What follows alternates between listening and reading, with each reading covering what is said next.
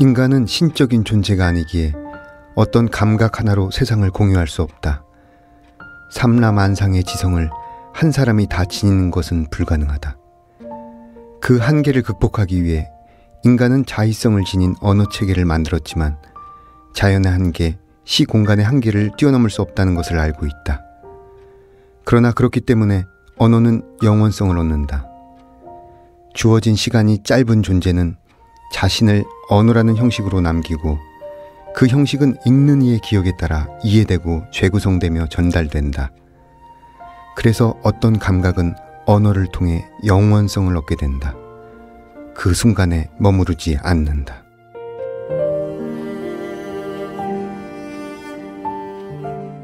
황현산의 사소한 부탁 일부분을 읽어드렸습니다. 황현산 선생님은 평론가이자 에세이스트로서 빛나는 글들을 남기시고 2018년 8월 8일에 타계하셨습니다.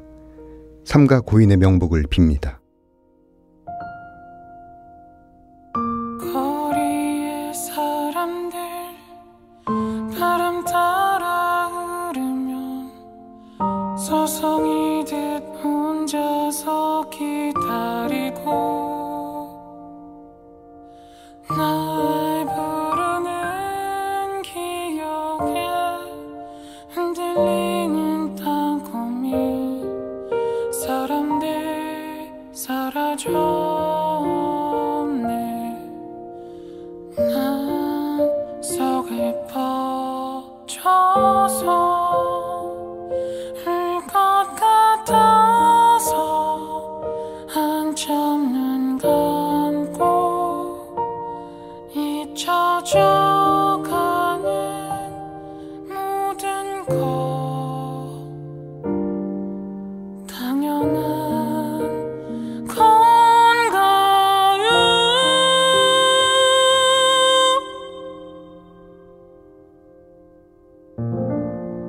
문학 라디오 헤이수의 문장의 소리. 안녕하세요. 진행을 맡은 소설가 헤이수입니다. 오늘 문장의 소리 작가의 방에는 김계영 소설가님 모셨습니다. 어서 오세요. 반갑습니다. 반갑습니다. 김계영입니다. 이런 귀한 자리에 초대해 주셔서 정말 감사드립니다. 네, 반갑습니다. 김계영 소설가는 2013년 문예중앙 신인문학상을 받으며 데뷔하셨고요. 올해 첫 소설집 거울사원이 출간되었습니다. 요즘 무슨 일을 하시면서 이 여름을 나고 계시나요? 근황을 좀 말씀해 주시죠. 예, 출간 후에 크게 바뀐 것은 없습니다. 그냥 단편 하나를 썼고 그간 써놓은 장편 2편을 손을 보고 있습니다. 이제 비로소 빼도 박도 못하는 소설가가 됐구나. 그런 생각도 들었고요.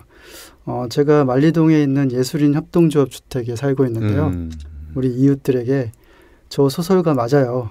무늬만 소설가 아니고요. 지금 소설 쓰고 있거든요. 하는 그런 계기가 되기도 했습니다. 지난 3월부터는 얼떨결에 모교의 한 연구소 연구원으로 들어가게 되었는데요. 처음에 우려와는 달리 꽤 여유로운 시간을 보내고 있습니다. 제가 올빼미형 인간이고 워낙 게으른 사람이라서 직장 생활에 적응하기 힘들 거라 여겼었는데요. 놀랍게도 막상 시작해 보니까 가장 먼저 출근하고 가장 늦게 퇴근하고 있습니다. 적어도 겉으로 보면은 모범적인 연구원입니다. 네. 모범적인 연구원. 네. 이자 예술인 협동조합 아파트 주민. 네. 예술인 협동조합 아파트에 사신 지는 얼마나 되셨습니까? 이제 4년 차 들어서고 있습니다. 궁금한 분들이 많을 것 같은데 좀 더 얘기를 좀 해주시죠. 만리동에 있는 예술인 협동조합은 각 분야에 있는 예술가들, 가난한 예술가들이 모여가지고 협동조합을 만들고 거기서 어떤 주거 공동체를 만들어서 살아가는 하는 공동체라고 할 수 있는데요. 그 중에는 영화 쪽에 계시는 분들도 있고 그림 쪽에 계시는 분들도 있고 또 문학 쪽은 소설 쓴 사람은 제가 유일합니다. 예, 그래서 서로 간에 어떤 예술 장르 간 서로 이렇게 건너 크로스오버, 네, 크로스오버 하면서 서로의 어떤 예술적 영감을 자극하는 그런 활동을 하고 있고요. 저 같은 경우는 아침마다 이 조합원 구성원과 함께 한시 공부를 하고 있습니다. 한시 공부를. 예, 벌써 한 2년 정도 하고 있습니다. 한 아파트 주민들이 전부 다 예술인들인 거죠? 그렇죠. 네. 부부 예술단도 있고 예, 가족 중에 한 명 이상은 네, 예술가라고 할 수가 있죠. 네. 이번에 출간하신 거울사원, 표제작 거울사원을 비롯해서 수록된 7작품이 모두 만만치 않은, 한마디로 어떤 전공법의 주제의식을 담고 있다고 느꼈습니다. 어떤 인종 문제라든지 종교, 장애, 폭력과 어떤 병과 죽음, 어떤 가볍지 않은 진중한 이야기를 다뤘습니다. 어떤 이런 주제에 천착하는 것이 작가적 세계관과 연결되어 있는지요? 글쎄요. 어떤 세계의 정합성이라고 해야 할까요? 그런 것을 깨고 싶다는 생각을 많이 했어요. 세상 사람들은 어떤 익숙한 것 혹은 소위 정상적이라는 것, 그런 것으로 세상을 예단하는 경우가 많잖아요. 그러니까 저는 어떤 안과 대비되는 바깥의 사유라고 해야 할까요? 어떤 뭔가 낯설고 불편하며 맥락이 모호하고 재현보다는 상상에 더 의지해야 하는 그런 이야기에 좀 더 끌렸었던 것 같습니다. 제가 소설 속에서 다룬 무속인, 외노자, 성소수자, 장애인, 희귀질환자 등은 어쩌면 우리 사회에서 타자화된 존재들이라고 할 수 있는데요. 이들은 어쩌면 일반적인 한국인의 시선에서는 불가해한 존재들일지도 모릅니다. 그런 의미에서 이들은 어떤 심연을 가진 존재이기도 하고요. 안의 세계에 가진 어떤 허위, 모순을 효과적으로 드러내는 역할을 수행하기도 합니다. 그런데 문득 우리 헤이수 작가님의 어떤 질문을 받고 보니까 제가 학교에서 소설 창작을 가리키는데 학생들에게 어떤 일상적인 곳에서 낯선 것을 건져 올리라고 말을 하곤 하는데 정작 저는 어떤 비일상적인 것, 특이한 소재에 너무 집착한 건 아닌가 하는 반성이 듭니다. 그렇죠. 우리가 그 강단에서 어떤 평범한 곳에서 비범한 곳을 찾아내라고 늘 얘기를 하는데 막상 우리가 쓸 때는 그렇죠. 소재 자체가 평범하지 않은 거를 고르는 경향들이 있죠. 네, 맞습니다. 그 표제작 거울사원 이야기를 좀 더 하자면 일단 거울사원이라는 소재가 상징하는 바가 무엇인지 좀 더 얘기를 들어볼까요? 거울사원은 인간 내부의 풍경을 의미해요. 그 풍경은 피카소의 인물화와 비슷합니다. 마치 그 앞뒤 좌우의 모습을 한 평면 위에 이렇게 그려놓은 것 같아서 조각나고 뒤틀리고 일그러져 있는 모습. 그러니까 거울이 거울을 비추다 보니까 끊임없이 같은 모습이 반복되어 나타나기도 하고 분열되어 나타나기도 하죠. 이건 우리의 욕망. 여기서 욕망은 단순한 성욕으로만 해석될 수 없는 보다 넓은 의미의 욕망인데요. 그러한 욕망이 출구를 찾을 수 없는, 그래서 내면에서 서로를 대비치면서 점점 기괴하게 변해가는 그런 모습을 보여주고 싶었습니다. 마지막 그 수음을 하는 장면이 나오는데요. 아마도 이거는 그 욕망의 분출이라고 할 수가 있겠죠. 하지만 그런데 결국 그것은 자위잖아요. 여전히 자기 내부에 갇혀 있는 거죠. 네. 서로를 어떤 마음 안에 있는 어떤 상들을 계속 되비치면서 일그러지고 재현해내는 것을 보여주기 위한 상징적 장치군요. 거울사원이라는 것이. 그렇죠. 네. 자기 안에 있는 욕망이 끊임없이 되비추어지면서 굴절되고 왜곡되는 거죠. 굉장히 깊은 의미가 함축된 제목이에요. 네, 소설에 반복적으로 어떤 샤머니즘적인 요소가 등장하고 있어요. 어떤 미래를 예견한 듯한 대사가 나오기도 하고 어떤 만신, 그다음에 여러 종류의 굿들이 등장하는데 어떤 이런 샤머니즘에 대해서 관심을 갖게 된 계기가 있을까요? 좀 얘기가 길어질 것 같은데요. 실은 제 어머니가 무속인이었습니다. 돌아가신 지 벌써 15년이 되어 가는데요. 주로 강원도 고성 지역에서 활동하셨어요. 어머니의 할머니, 그러니까 이제 저에게는 외증조 할머니가 되겠죠. 그 외증조 할머니도 만신이셨고요.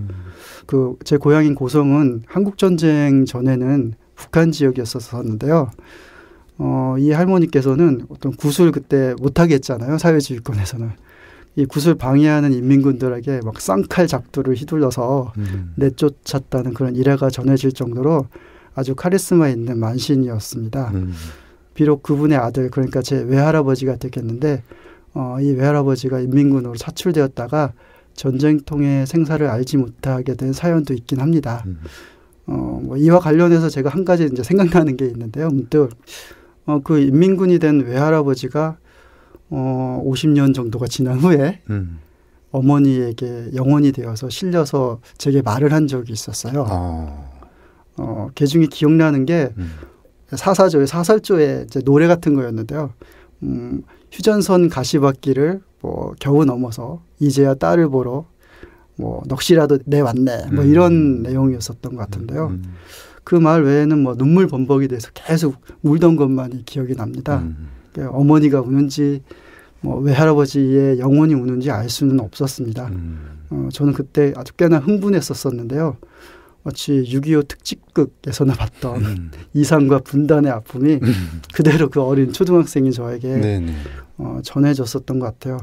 사실 그때는 무속이 그냥 교과서나 세상 사람들이 말하듯이 미신이고 뭐 어떤 타파해야 할 것이고 그래서 사실 저는 많이 부끄러웠고 그래서 크면 공부 열심히 해서 판검사가 돼가지고 이제 어머니의 무속일을 그만두게 하겠다 뭐 이런 생각을 하던 무렵이었었거든요. 또 뭐 여름이면 이렇게 바다로 여름 성경학교를 떠나고 겨울이면 성탄극을 준비하면서 크리스마스 트리를 이렇게 만드는 동네 애들이 참 많이 부럽기도 한 시기였어요. 그런데 그날의 경험은 그 어머니의 세계, 즉 샤먼들의 세계죠. 그런 세계가 이 과학과 합리의 세계와 어떤 맞먹는 나름의 원리를 가지고 이 우주의 한 부분을 이루고 있겠구나 하는 생각이 들었어요. 그러니까 뭐 비유하자면 끊임없이 뭐 차고 맑은 물이 흘러나오는 웅숭 깊은 우물가도 같은 곳. 물론 뭐 그때는 초등학교 5학년 때였으니까 이런 말을 생각하지는 못했었지만 무의식적으로 어떤 그런 느낌을 받았었던 것 같습니다. 이런 성장 배경과 사유가 제 작품에 드러난 것은 어쩌면 당연할 수도 있겠다라는 생각이 듭니다. 네. 샤머니즘이 간단히 요약하면 어머니의 세계라고 볼 수 있겠네요. 그렇죠.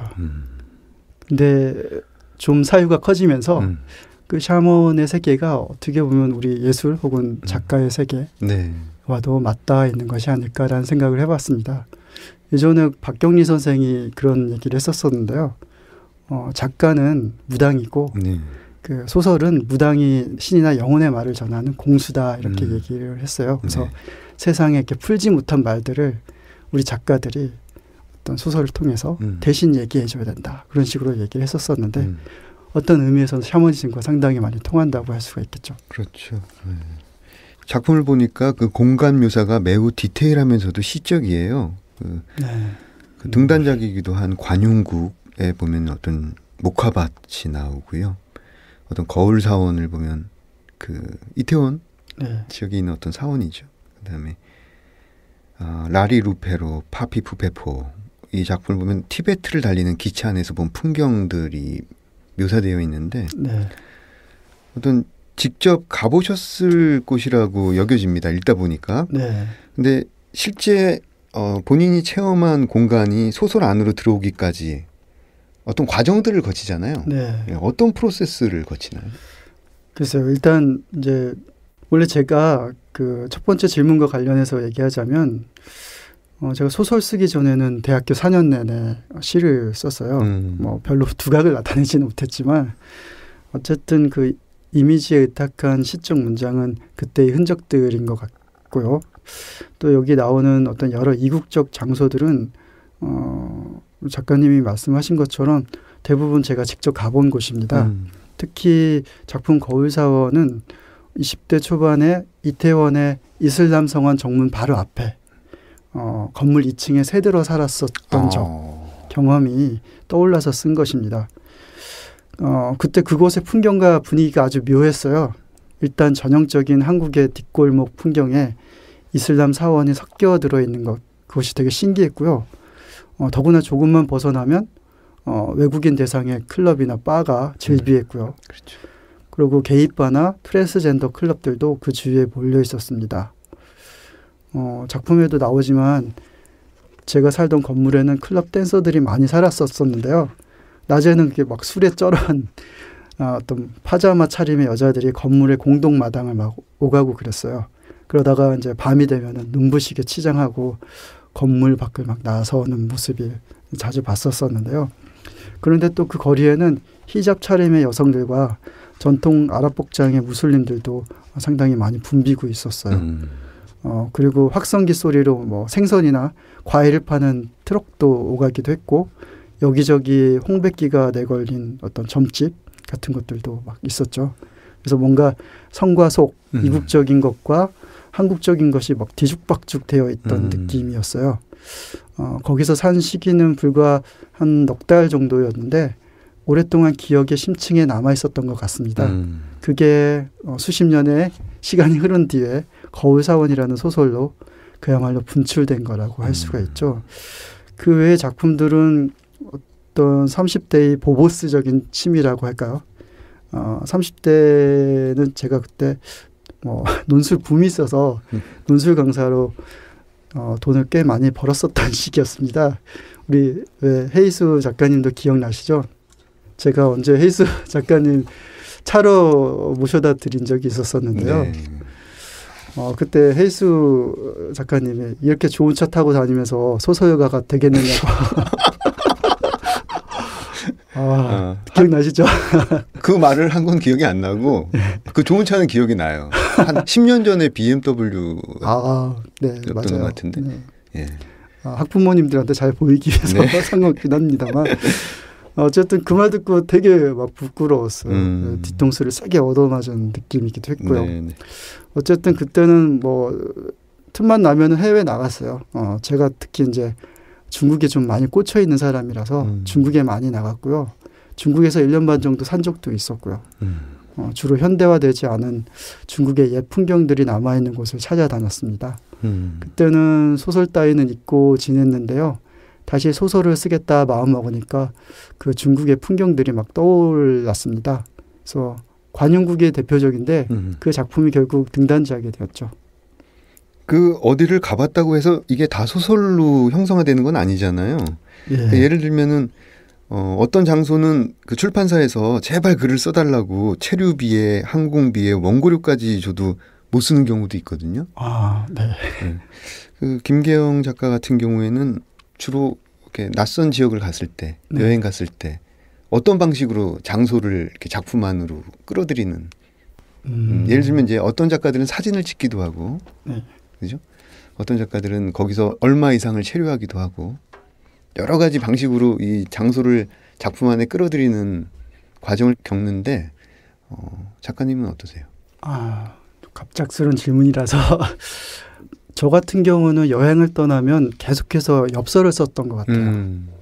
아는 분들에게 하루에도 뭐 2-3장씩 쓰고 그 엽서가 사실은 그 친구들, 지인들한테 보내는 것이긴 했지만 대부분이 저의 어떤 고민, 저의 생각, 저의 느낌 같은 것들을 썼었던 것 같아요. 그래서 그 지역의 우체국에 가서 그 지역의 소인을 찍어서 보내주는 뭐 이런 것도 나름대로의 하나의 뭐 낭만인지는 모르겠지만 그래서 그런 엽서를 통해서 물론 쓰고 나서 보낸 거기 때문에 나중에 다시 읽을 수는 없지만 생각들을 정리하는 어떤 과정으로서 주요한 역할을 하지 않았나라는 생각이 듭니다. 그렇죠. 그 엽서가 작은 엽서가 어떤 마음이라든지 정서를 비치는 그 여행 당시 작가의 마음과 정서를 비치는 거울 같은 것이죠. 그렇죠. 네.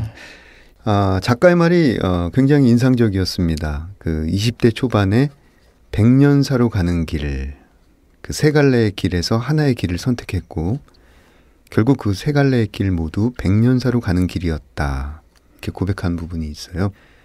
이번 작품집이 어쩌면 작가 개인적으로 어떤 문학이 백년사일 것이다. 네. 그런 말씀하셨는데 어떠십니까? 지금도 백년사로 가시는 중인가요? 예, 그렇죠. 이 녹음도 그 백년사로 가는 와중에 있는 한 과정이라고 또 생각이 들고요. 느끼셨겠지만 거기서 세 갈래 길은 인생의 어떤 선택의 기로를 의미합니다. 작가의 길을 사실은 포기한 적도 많았고요. 실제로 포기도 했습니다. 그런데 그 모든 선택이 결국 작가로서의 삶으로 이어져 있었을 거라는 얘기를 그 작가의 말을 통해서 하고 싶었었고요. 제가 어쩔 수 없구나. 작가라는 삶을 살아가야겠구나. 뭘 하든 이 굴레에서 벗어날 수 없겠구나 하는 생각이 든 것은 30대 중반이었습니다. 마치 신기가 있는 사람이 아무리 그것을 거부하려고 해도 결코 떼어낼 수 없는 것과 마찬가지의 느낌이었었는데요. 아까 박경리 선생 말씀드렸었는데 그즈음 박경리 선생님이 돌아가셨어요. 차를 몰고 가다가 라디오를 통해서 우연히 듣게 되었는데요. 차를 잠시 세우고 그 라디오 방송을 끝까지 들었습니다. 국어사전 하나와 재봉틀을 들고 원주에 들어가 글쓰기에 매진했다는 그 말에 되게 마음을 울렸습니다. 그 얘기는 이전에도 들었지만 별 감흥 없이 흘려보냈었거든요. 그런데 그 차 안에서 그 말이 지진처럼 저를 흔든 이유는 아마 어떤 임계점 같은 것에 다다라 있었던 것이 아닌가라는 생각이 들어요. 어떤 돈벌이의 삶이 너무 허무해지고 지긋지긋해지던 지점 같은 거였었던 것 같아요. 얼마 되지 않아 이제 아까 그 차와 집을 다 처분하고 이천에 있는 부학문원에 들어가서 2년 정도 글을 썼습니다. 그동안 한 20번 넘게 신인상에 응모해가지고 겨우 등단에 이르게 되었는데요. 너무 늦어진 나머지 그냥 그때는 문학과 멀어져서 있었던 시기가 너무 아깝기도 하고 낭비처럼 느껴지기도 했었습니다. 그런데 지금 생각해보면 그런 시기가 있었기 때문에 작가로서의 삶이 얼마나 귀한 것인가, 얼마나 행복한 것인가, 이런 것을 알게 된 것 같아요. 결국 작가의 삶을 살게 된 밑거름 같은 것이 아니었나라는 생각이 들어요. 아까 작가로서의 삶을 추동하는 힘, 이런 것이 무엇이냐고 물으셨던 것 같은데요. 거창한 것은 없는 것 같아요. 저도 몇 번 그게 무엇일까 고민해 봤지만 답은 그냥 하고 싶으니까 쓰지 않으면 안 되니까 였던 것 같아요. 그저 어떤 알 수 없는 무의식의 어떤 심연으로부터 끊임없이 흘러나오는 힘 때문이라고 생각이 듭니다. 그런 힘은 의식적인 계기보다도 훨씬 더 강력하고 지속될 수 있는 것이라고도 생각이 들고요. 네. 그 일본과 중국에서 몇 년씩 체류했고 또 젊은 소설가 중에서는 극히 드물게도 그 일본어와 중국어 실력이 출중한 것으로 알고 있어요. 여기서 이제 외국어 실력이 출중하다는 거는 거의 이제 현지 대학을 입학할 정도의 외국어 실력인 것인데 그 자주 외우는 중국 한시 한 편 즉석에서 낭독을 부탁드려도 될까요? 일단 제 외국어 실력이 그렇게 유창하지는 않고요. 많이 잊어버리기도 했고요. 제가 한시를 좀 많이 좋아하는 편이고 그래서 가끔 술자리에서 이 한시를 막 읊어주기는 하거든요. 네, 그냥 웃자고 하는 것이긴 합니다만 이렇게 맨정신에 이게 한시를 읽게 되면은 죽음 또라이 취급을 받게 되는 경우가 많았었던 것 같은데요. 하지만 이제 이 문장의 소리 분위기를 띄우기 위해서 제가 오늘은 좀 망가져 드리겠습니다. 제가 읽고자 하는 한시를 소개하자면 당나라 시인 왕지환의 등관장르라는 시인데요. 그냥 읊어보겠습니다. 예. 중국어로. 네.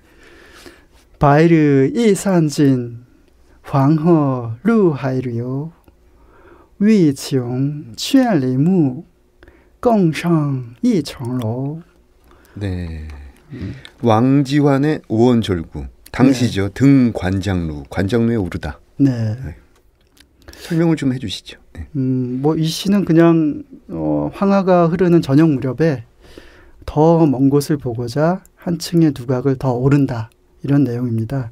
그러니까 한층만 더 오르면 천리 끝을 볼 수 있다는 어떤 그런 내용입니다. 그러니까 제게 좀 의미가 있다면 이번 소설집 출간이 어쩌면 제게 한층 더 높은 곳으로 제 문학 세계를 이끌고 있는 것이 아닌가 하는 그런 생각이 들기도 하고요. 참고로 이 시의 마지막 구절 있죠. 이 마지막 구절은 중국 식자들이 건배사를 할 때 자주 하는 말입니다. 건바이가 아니라. 예. 그래서 술 마실 때 꽁상 이청로 이렇게 하는 거죠. 예, 우리 선배님 지금 술은 아니지만 네. 여기는 잔으로 한번 우리 건배 한번 해볼까요? 네. 꽁상 일청로. 네. 하늘에 빛나는 백일과 황하 사이에서 천리를 내다보려는 인간의 의지가 돋보이는 작품이었습니다. 앞으로 쓰시고 싶은 소설이라든지 다음 작품에 대한 계획이 있으시다면요? 일단 어깨에 힘 쫙 뺀 그런 소설을 쓰고 싶습니다. 이번에 낸 소설집을 교정을 보면서 느낀 건데요. 제가 너무 힘이 많이 들어갔다 이런 생각이 들었어요. 지나치게 진지하고 지나치게 비관적이고 또 무엇보다 지나치게 신춘문예용이었어요. 진짜 제 소설은 아닌 듯한 느낌이 많이 들었고요. 저도 모르게 자꾸 공모전의 특성에 맞는 글을 쓰게 되다 보니까 등단 후로도 그 습관을 아주 버리지 못한 것 같아요. 진짜 내 글, 그러니까 어떤 시류에도 영합하지 않고 제 내면을 통해 흘러나오는 소리에 귀 기울이는 그런 소설을 쓰고 싶습니다. 네. 그럼 이쯤에서 내가 가장 사랑하는 문장들, 김계영 소설가의 목소리로 들어보겠습니다. 세상의 틈과 균열로 가득하다는 것을 사람들은 알지 못한다. 학교 선생들은 말할 것도 없다. 사각의 학교 건물이나 교실 시간표처럼 공간이든 시간이든 모든 게 남김없이 꽉 짜여 있는 줄 안다. 설사 틈이 보여도 모른 척한다. 세상은 한치의 오차나 낭비 없이 존재하거나 흘러간다고 믿는 것이다. 이를테면 세상이 레고 블록 같은 거라고 착각한다. 미리 만들어진 것을 차곡차곡 빈틈없이 끼우고 맞추고 하는 그런 세계. 나는 언젠가 교실 천장에 틈이 열린 것을 본 적이 있다. 아마 이웃나라에서 관측사상 최대 규모의 지진이 일어났던 날이었을 것이다. 틈 속에서 혓바닥이 튀어나오더니 날름 한 놈을 채갔다. 마구 졸음이 몰려들던 순간이었다. 녀석은 얼마 뒤 운동장 한편에 있는 등나무에 목을 맸다. 야자 시간이었다. 녀석을 발견한 사람은 교장이었다. 그는 학교 곳곳을 돌아다니며 닥치는 대로 사람들을 물어뜯는 것으로 유명했다. 선생이든 학생이든 그 좀비 같은 영감한테 당해보지 않은 사람이 없었다. 야, 너 거기서 뭐 하는 거야? 오랜만에 먹잇감을 발견한 교장은 등나무 아래 서 있는 검은 그림자에게 물었다. 물론 그림자는 꼼짝도 않은 채 아무 말도 하지 않았다. 너 뭐야? 대답 안 해? 교장이 다가가 그림자의 어깨를 쳤을 때 녀석의 몸이 맥없이 빙그르르 돌았다. 메롱. 녀석은 혀를 길게 내민 채 눈을 치뜨고 있었다. 교장은 그 자리에서 까무러쳤다. 좀비가 시체한테 당하는 꼴이라니. 전교생은 환호했다. 죽은 후에 얼마간 녀석은 내 앞에 나타났다. 녀석은 어느새 학교 내에서 등나무 귀신이라는 별명이 붙어 있었다. 어둠과 닮은 칠판 속에서 씩 하고 웃었다. 역시 졸음의 순간이었는데 그 형상만큼은 선명했다. 슬슬슬 칠판 분필가루가 움직이면서 사람의 얼굴과 표정이 만들어졌다. 분필가루의 형상은 내가 졸음을 애써 몰아내면 순식간에 사라졌다. 그래서 나는 형상이 나타날 때마다 되도록 졸음 상태를 유지하려고 했다. 의식은 흐려지는데 형상은 또렷해졌다. 나도 칠판을 향해 미소를 지었다. 목을 매면 그렇게 황홀해? 내가 물었다. 죽여줘. 형상이 말했다. 녀석의 지퍼부근은 정액으로 흥건했다고 했다. 진짜로 하는 것보다? 내가 다시 물었다. 너도 해봐. 너도 해봐. 녀석의 목소리는 물결처럼 내 귓가를 찰싹찰싹 때렸다. 미친 새끼, 똥까지 지른 놈이. 내가 외치면 녀석은 새목굴로 웃으며 사라졌다. 네, 읽으신 부분에 대해 좀 더 얘기를 듣고 싶습니다. 신문에도 났었던 사건인데요. 어머니를 죽인 한 고등학생의 이야기를 다룬 틈이라는 작품에서 따온 구절입니다. 일종의 바깥의 사유를 드러낸 구절이라고 할 수 있는데요. 우리의 인식 구조에 의해서 포착된 세계 너머의 곳, 그러니까 앞서 말씀드렸듯이 이 세계는 가해, 즉 해석할 수 있는 영역과 불가해한 영역이 있습니다.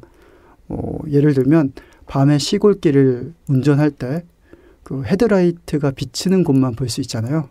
불빛 너머는 볼 수 없고요. 이 구절은 그 보이지 않지만 엄연히 존재하는 불가해의 영역을 틈으로 얘기하고 있습니다. 좀 어려운 말이긴 하지만 막강은 실제계와 상징계가 절연되어 있는 것이 아니라 실제계는 어떤 진짜 이데와 같은 세계고 상징계는 우리 현실계죠.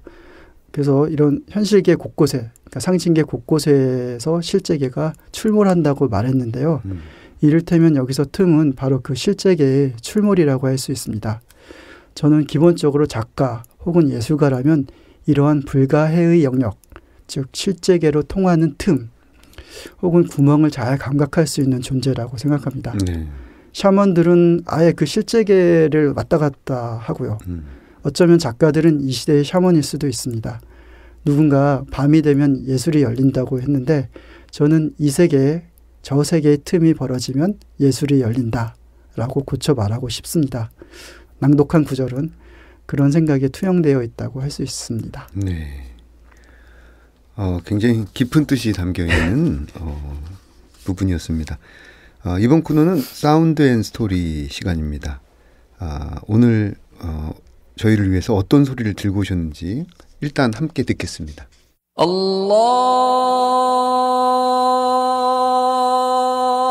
악발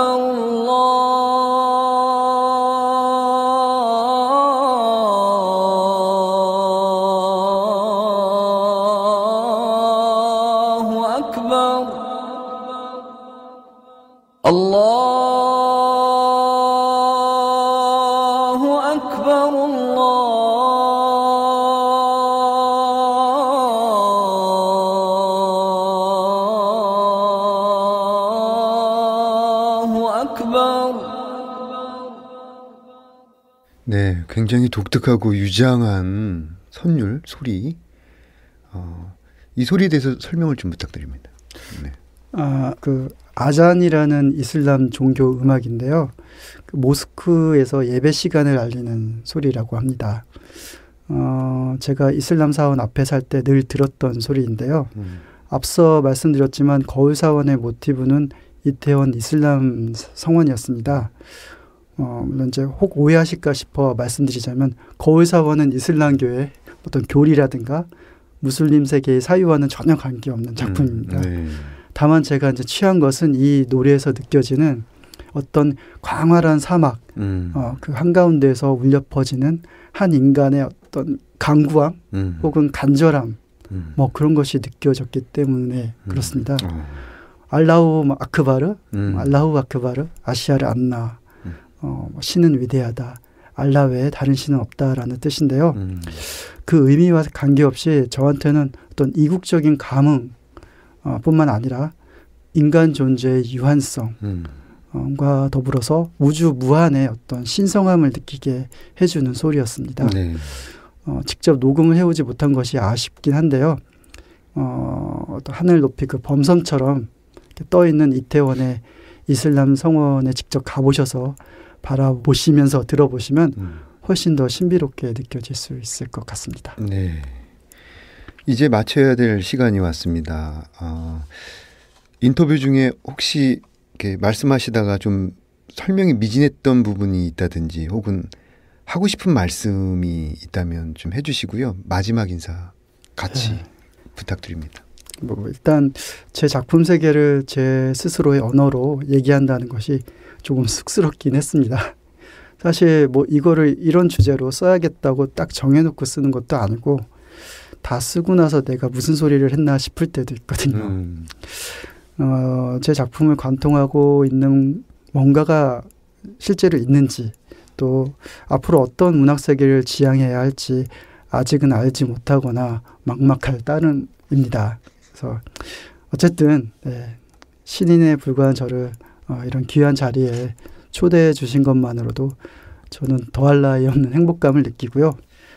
청취자 여러분, 무더운 여름 건강하시고 아까 약속드린 대로 저는 어깨에 힘 쫙 뺀 소설로 다시 만나 뵙도록 하겠습니다. 네. 작가님의 이야기를 듣다 보니까 이 거울사원이라는 한 권의 작품집에 얼마나 많은 고민의 시간과 그다음에 직조에 땀방울이 맺혀 있는지 능히 짐작할 수 있습니다. 김기영 소설가님 보내드리고 저는 2부 책들의 방에서 뵙겠습니다.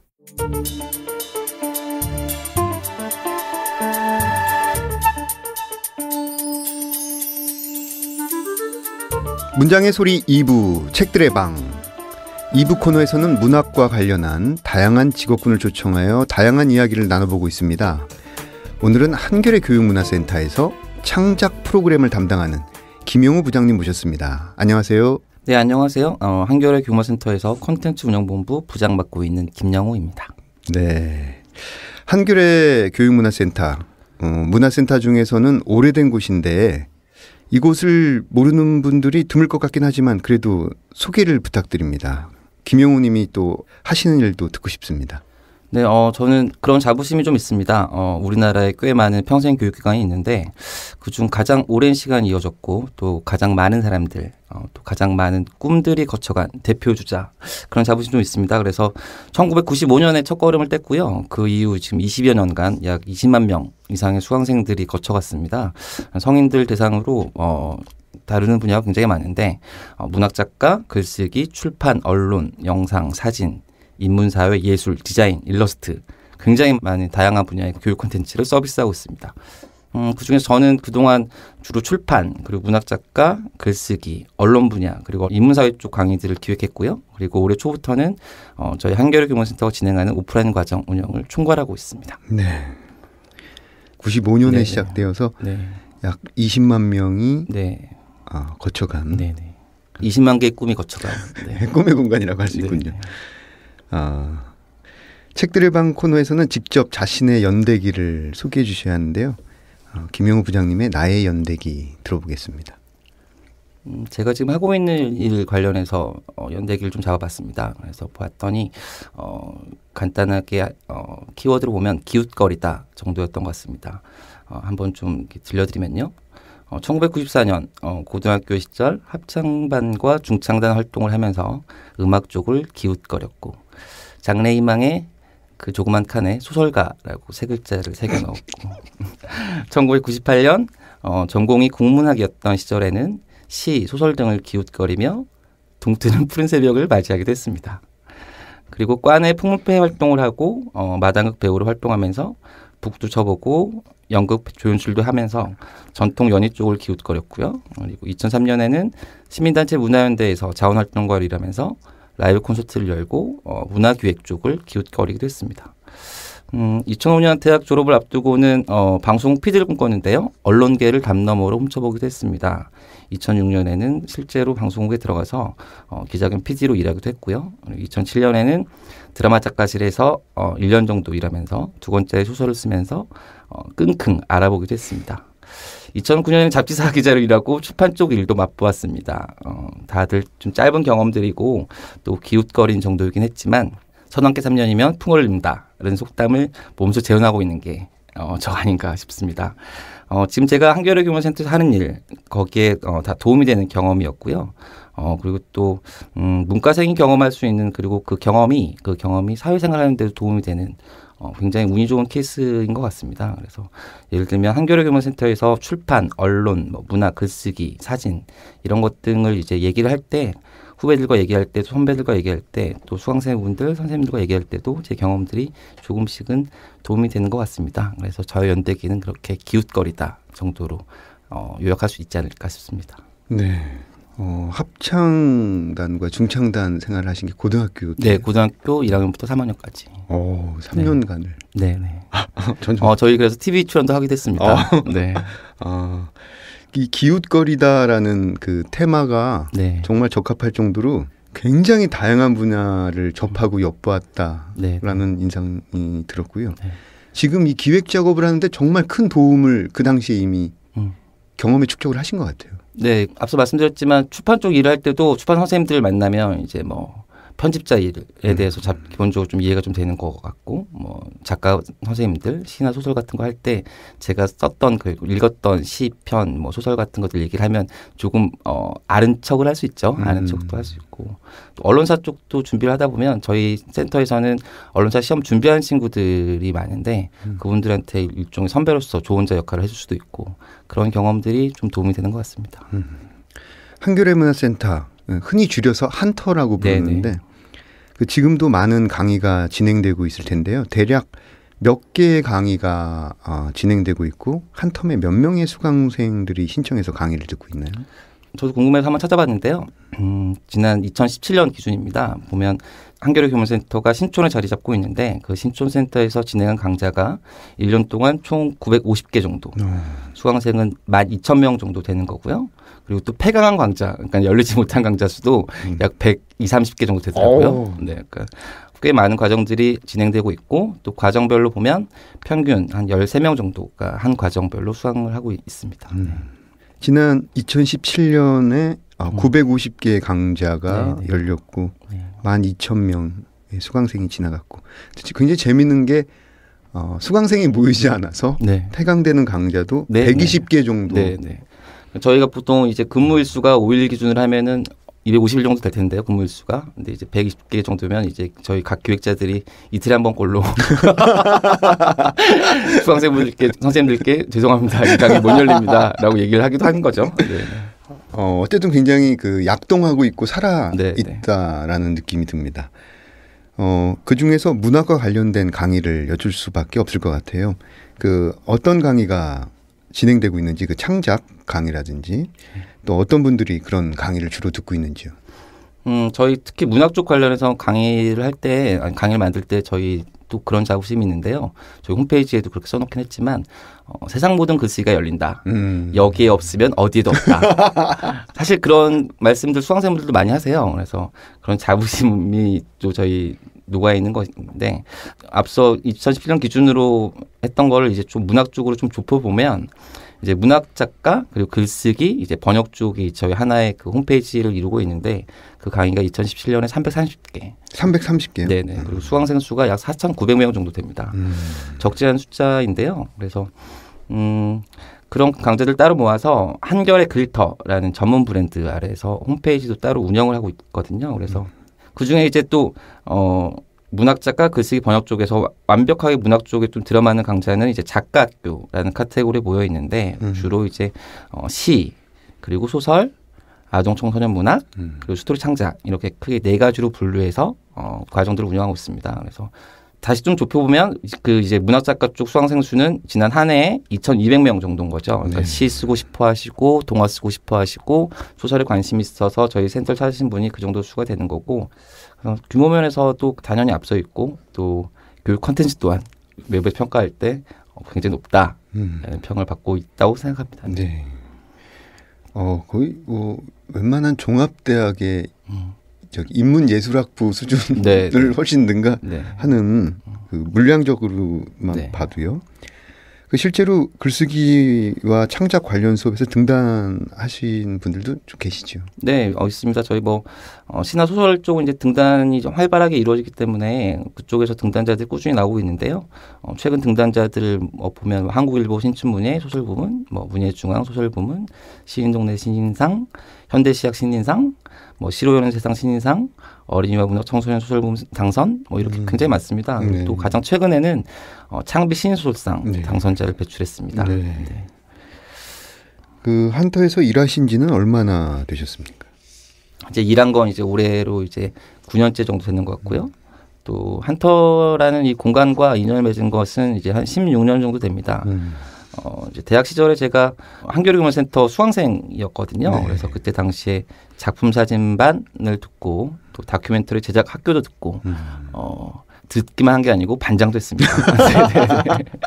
그리고 또 방송국 PD를 꿈꿨다고 제가 말씀드렸었는데 그때도 이 한겨레 교문센터의 도움을 좀 받고 싶어서 수업을 들었고요.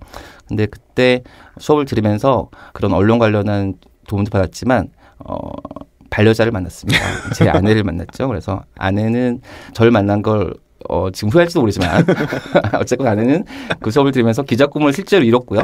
네네. 지금 그래서 현재 종합일간지 기자로 일하고 있습니다. 네, 그래서 한터가 저에게는 제 인생에서 적지 않은 역할, 디딤돌 역할도 해줬고, 버팀목 역할도 해줬고, 네, 그렇습니다. 지금 저에게 저희 가족을 먹여 살릴 돈도 주고 있고요. 네. 거의 그 한터 수강생에서 네네. 한터의 프로그램을 총괄하는 네. 부장까지 네. 거의 상당한 시간을 네. 이곳에서 네. 아내도 만나고 또 네. 제 인생의 동선이 거의 한겨레 교과센터 중심으로 이제 짜여져 있는 거죠. 네. 네. 그 이렇게 강의를 기획하고 조직하고 진행하면서 재미있었던 에피소드가 있었나요? 재밌다기보다는 이제 그런 일들을 전 굉장히 좋아하는데요. 이제 한겨레 교과센터만의 분위기가 있습니다. 이제 예를 들면 제가 어느 날 이제 그 작품 사진반을 수업 같이 들었던 그 형님들과 누님들과 한 13년 이어져 온 인연인데 그 형님들이랑 누님들이랑 센터 앞에 모여서 이제 뒤풀이도 하고 하는 거죠. 근데 그렇게 갔는데 센터 호프집에 갔는데 한쪽 테이블 길다는 쪽은 시창작반이 점령을 하고 있고 네. 또 다른 한쪽은 또 스토리 창작반이 또 점령을 하고 있고 그리고 또 그 중간에는 저희 그 오비 모임인 거죠. 네. 점령을 하고 있어서 그 호프집이 전부 다 한겨레 교문센터 얘기로 꽃피우는 그런 밤들 그런 새벽을 전 좋아하는데 네. 그게 한겨레 교문센터에서 일하면서 가장 즐거운 것 같아요. 왜냐하면 강사, 수강생 그리고 또 기획자 서로 같이 그냥 이렇게 뭐 사무적이거나 뭐 그런 정도가 아니고 굉장히 교류가 활발하고 끈끈한 정이 있는 곳이라서 저는 이곳에서 일하는 건 그게 제일 좋지 않나 그런 생각을 좀 하고 있습니다. 네. 그 문학 창작 프로그램을 기획하시고 실행하시면서 네. 가장 주안점을 두는 부분이 있다면 무엇일까요? 좀 거창하게 말하면 뭐 당대성 정도가 아닐까 싶은데요. 실제로 일을 하다 보면 이제 그런 생각을 좀 많이 합니다. 이제 지금 여기에서 우리 센터를 찾고 있는 분들이 가장 필요한 과정 그리고 또 문학을 하는 분들 그리고 우리 또 문학에서 지금 우리가 가장 이야기할 부분이 무엇인가 그런 고민들을 약간 좀 추상적이지만 그걸 구체화시키기 위한 과정들을 좀 개발하는데 좀 애를 쓰고 있고요. 사실 그런 고민들이 보면 저희 한겨레 그 교문센터에서 문학작가 쪽 과정들이 확장해 나가는 주요한 그 계기가 되지 않았나 싶기도 하거든요. 예를 들면 뭐 제가 맨 처음 왔을 때는 소설 창작 과정이 딱 두 가지가 있었는데 평일반과 주말반 네. 두 가지가 있었는데 이제 예를 들면 조금 더 심화된 과정으로 뭐 플롯으로 확장한다거나 플롯을 다루는 과정을 개발한다거나 아니면 또 창작을 하기 위해서는 소설에 대한 시에 대한 이해가 필요하거든요. 그래서 일기왕자를 만든다거나 그렇죠. 또 소설 기법을 연구한다거나 아니면 또 장편 소설 창작으로 이어간다거나 그리고 또 장르를 나눠서 SF 소설 또 뭐 웹소설 또 다른 장르 소설로 나아간다거나 그게 아마 좀 이 문학 쪽도 보면 이제 시대에 따라 좀 계속 변하고 또 새로운 것을 찾아가고 있는데 저희 센터에서 진행하는 과정들도 거기에 맞춰서 좀 이렇게 저희 기본적으로 수강생분들이 그걸 익히고 누려서 활용할 수 있도록 네. 그렇게 해야 되는 게 저희 소명이라면 소명인 것 같아요. 네. 그리고 저희 센터를 찾아주는 수강생분들께 저희가 답하는 방법인 것 같고요. 네. 그 어떤 당대가 요구하는 다양성에 부응하는 네네. 프로그램들을 계속해서 생각해 나가는 작업 네. 그런 것을 주안점으로 두고 계시군요. 또한 가장 어려운 점이 있다면 또 무엇일까요?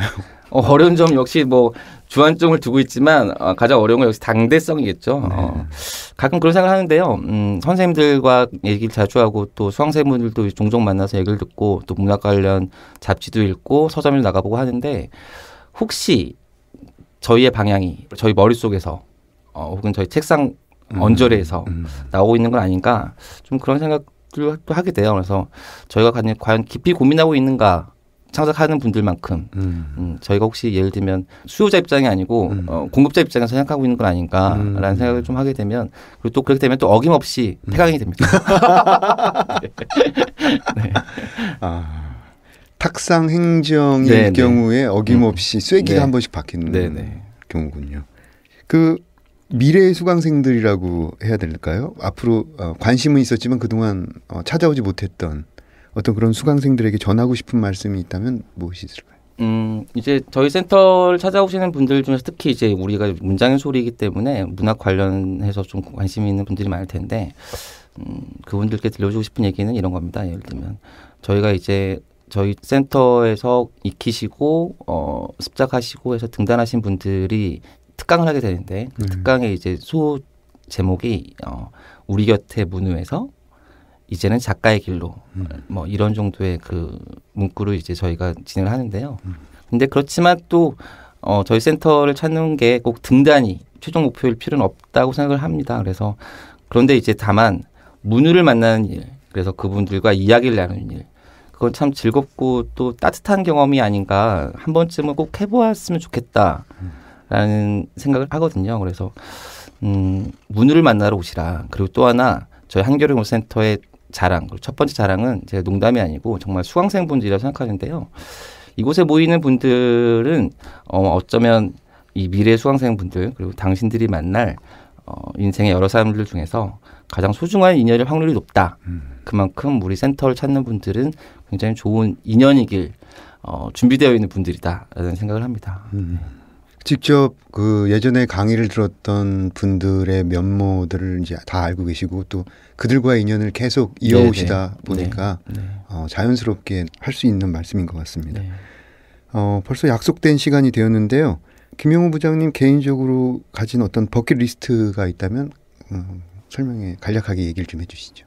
제 개인적인 버킷이라고 하면 이제 안나푸르나. 네, 전 말만 제 입으로 이렇게 주걱거리기만 해서 설레는데 안나푸르나라는 이 단어가 저에게 지금 현재는 버킷리스트입니다. 근데 어쩌면 머지않은 시간에 제가 그 꿈을 이룰 수도 있다는 생각이 드는데, 제가 저희 센터에서 이제 일한 지가 이제 그 전 경력을 포함해서 10년이 되면 내년에 이제 1개월 동안 안식월을 이제 갖게 되는데요.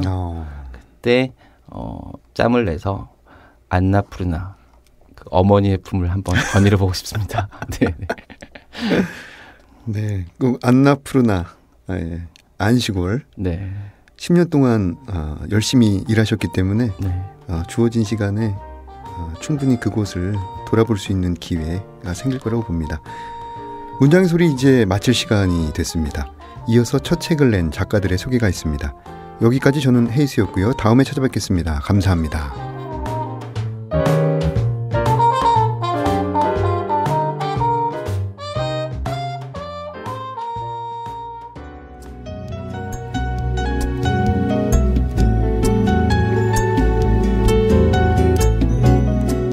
안녕하세요. 문장의 소리 정현우 시인입니다.